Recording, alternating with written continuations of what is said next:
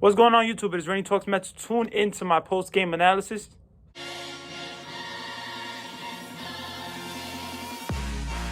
What is going on, YouTube? It is RandyTalksMets in the building, and this video is going to be about the post-game analysis of the spring training game last night. Yesterday, the Mets won the game against the Miami Marlins 9-3. It was a big game. We got to see a lot of the future. We got to see so much, guys. But leave a like, comment, subscribe. We're going to get into overall, what happened, what was the highlights, did guys look good with their swing? So, yeah, we'll get into that. But definitely, guys, leave a like, comment, subscribe. Push those notifications on if you're new to the channel. Definitely, guys, we're on the road to 300 subscribers. So let's keep the flow going. Let's keep it going. Love you guys so much. And, yeah, really appreciate you guys. So, yeah, guys, let's get into it. You know what I'm saying? We had the Miami Marlins versus the New York Mets. It was a big game. It was on SNY. It was yesterday. It was a nice game to watch. I'll tell you this, Chris Bassett and Carlos Carrasco pitched in an intra-squad game, so they weren't available, for this game because of weather permitting issues. That's why they did that. So, yeah, definitely, the Mets had Sean Reed-Foley pitch, be the starter.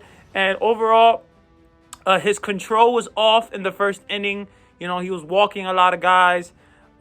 He walked like 3 straight guys, so the bases loaded. And, he got a couple of outs, but basically he ended up walking a lot of people, and he did not look as sharp. His ERA, it just didn't look good with Sean Reed-Foley. But in general, Sean Reed-Foley is, in contention for a job, to be a bullpen pitcher for this team. If the team needs him, I'm sure they're going to use him. But definitely, guys, offensively, the Mets were awesome. Definitely, out of the gates, with the Miami Marlins winning 1-0 already. Definitely, Mark Canha, in the bottom of the first inning, hits a home run, to left field, and it was a bomb. It looked like a nice home run, a nice swing, nice sweet swing. It was amazing to see what Mark Canha did there, and then after that, guess who follows up? It was Francisco Lindor who follows up. He goes back-to-back, and the Mets are winning 2-1. And guys, I loved Mark Canha's swing. It looked smooth. It looked compact. It was very good. Francisco Lindor's swing was nice. It looked like the bat, it looked like he was really putting the barrel to the ball. And that's what's important. That's what's important, with Francisco Lindor. We know last year, when he first started, spring training was really good for him. But overall, when the season started, he looked flat. He didn't look like he was getting a lot of barrel on the ball. So hopefully this spring training goes well for Francisco Lindor, but also he brings some of that to the regular season, because that's what's very important with Francisco Lindor. This is just spring training. This really doesn't mean a lot, but I'll tell you this.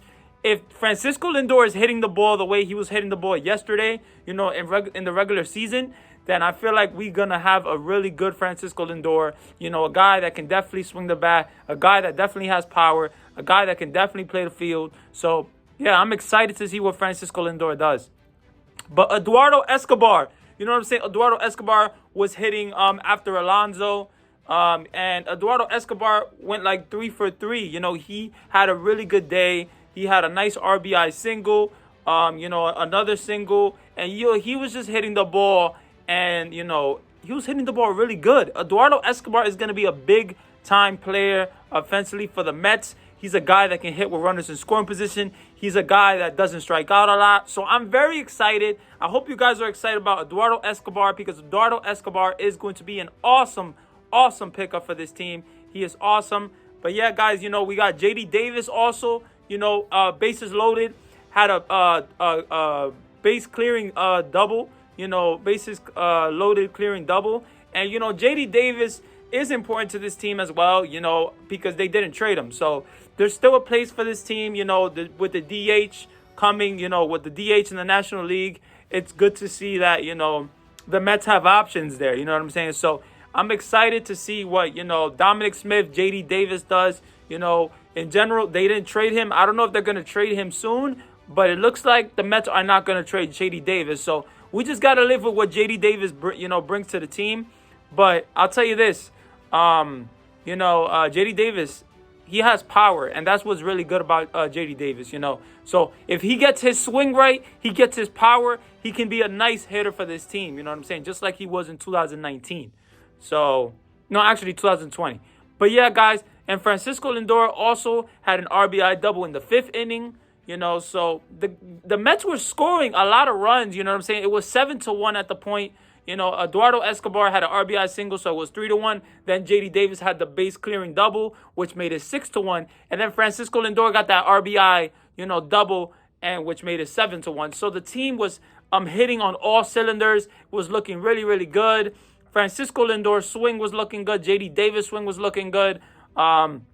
Alonso, walked a little bit. Jeff McNeil walked. He got a hit as well. So it was good to see what the Mets, what Jeff McNeil does, what Alonso does, what basically these guys do with the spring training game. But I'll tell you this, once we saw the bottom of the 8th inning, and Francisco Alvarez, his second at bat, his first at bat, he grounded to the pitcher, and it was just a weak little grounder. But his second at bat, Francisco Alvarez, we saw the future, guys. We saw the future. He hit a home run, and it was a bomb almost over the scoreboard. It basically hit the scoreboard, in left field. So that was a big bomb for Francisco Alvarez, man. We got to see basically just a little glimpse of the future. So it was amazing to see what Francisco Alvarez brought. I loved it. His power is going to be explosive. Just seeing yesterday's game, we know that the Mets, and when they get Alvarez and when he's ready, he is going to be explosive. In general, Francisco Alvarez is he has to be better, catching wise, defensive wise, his arm, but overall, definitely his bat is, way ahead of, his catching skills. So, once he get his catching skills good, this guy is only like 20 years old. He's very, very young. So there's a lot of time, to bring him up. You know what I'm saying? I don't know if the Mets are going to bring him up next year or the year after that. But I'll say safe bet would be 2 years from now, Francisco Alvarez will be our major league catcher for the New York Mets. And that is so exciting, guys. There's a reason why he's the top 10 prospect in all of baseball. And Francisco Alvarez, goodness sakes, if you saw yesterday's bomb, if you didn't see it, you missed it, man. I'll tell you this, but Francisco Alvarez is going to be a big-time player for this team in the future. So I'm excited. We also got to see Brett Baty bat a little bit. He made a couple of issues, a couple of errors in playing third base. So in general, Brett Baty is also a little behind defensively. He has to get better at that. He's not used to the major league pressure. So he made a couple of errors, but Brett Baty's swing is also, his bat is ahead of his defense. So once Francisco Alvarez and Brett Baty's defense, get better, then they're going to be fought. They're going to be ready to go for the major league season when they get called up. And when Francisco Alvarez gets called up, he is going to be called up, and he's going to be called up to stay. I'll tell you this, because Francisco Alvarez, man, what we saw yesterday, oh my God, I would love to see it in Citi Field. That power is amazing. If you thought Pete Alonso's power was amazing, wait till you see Francisco Alvarez in Citi Field. Wow. Amazing, amazing, amazing job. But yeah, guys, the Mets win the game 9-3. Matt Reynolds had another sacrifice fly there. We got to see also Carlos Cortez, hit an RBI double. So we got to see a lot of the Mets' future. A lot of the Mets prospects hit. Mark Vientos didn't play. But I'll tell you this, I'm very, very excited about the Mets' future. We're doing a great, great job with the farm. It's just getting better, guys. But I'll tell you this, I'm very, very, very excited about the Mets team in general. The offense looks really good. And wait till we get Starling Marte. We're going to be even better. But I'll tell you this, I'm so excited. Brandon Nimmo, Mark Canha, Starling Marte is going to be a nice outfield. I'm going to love to see it. I've been hearing a lot that Brandon Nimmo is going to play center field, and we're going to have Starling Marte probably play right and Mark Canha play left. Now, if that's the case, then it is what it is. But, I say Starling Marte is definitely, wherever he plays, he's going to be big time for this team. So, yeah, guys, I hope you guys enjoyed the video. Let me know, if I missed anything, but I'd say this. The Mets had a great game, guys.